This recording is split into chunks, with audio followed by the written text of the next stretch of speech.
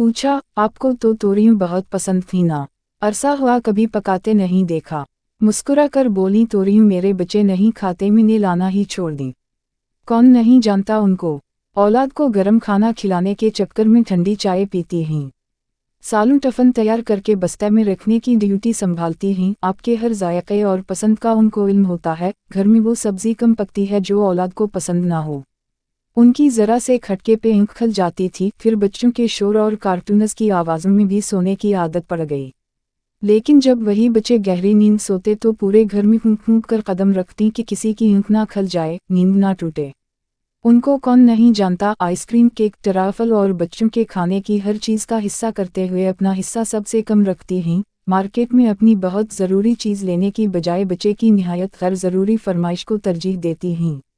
ज़चकी की जानलेवा तकलीफ से कई बार गुजरने पर भी ज़ब्त से मुस्कुरा देती हैं। बग़ैर सिलवट के बिस्तर पर सोने की आदी, कई रातें गीले बिस्तर पर बसर करती हैं। खुशबुओं की दिलदादा दिन में कई बार गंदे डायपर्स बखुशी बदलती हैं। माँ बनते ही सारे नखरे ख़त्म करके औलाद के नखरे उठाती हैं। आधी रात को कंधे से नन्हे वजूद को लगाए उनको ज़माने भर की पोइम्स, लोरियों और कहानियाँ अज़बर हो जाती हैं। जब मांगने का वक्त आए ताक रातों में भी उनके दसत दुआ औलाद के लिए उठते हैं। औलाद के दिख, नालायकी, नाफरमानी पर उनका दिल तो कटता है, जान जलती है, लेकिन वो कभी बदा नहीं देती। बानो क़दसी ने लिखा था, किसी मुँह के 8 बेटे हूँ और 7 जन्नत में और एक दोज़ख़ में चला जाए तो इसका दिल 8वीं बेटे के साथ दोज़ख़ में बंधा रहेगा।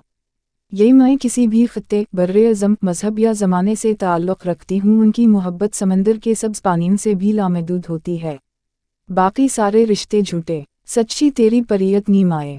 जिनकी मैं सलामत हैं वो सिखी रहीं, जो इस दुनिया में नहीं वो अबदी सुकून में हूँ। जो मुँह के मर्तबे पर फाइज हैं, औलाद से उनकी आँखें ठंडी हूँ, और जिनकी कोख खाली है, मेरा रब उनको मुँह बनने का एजाज़ बख्शे।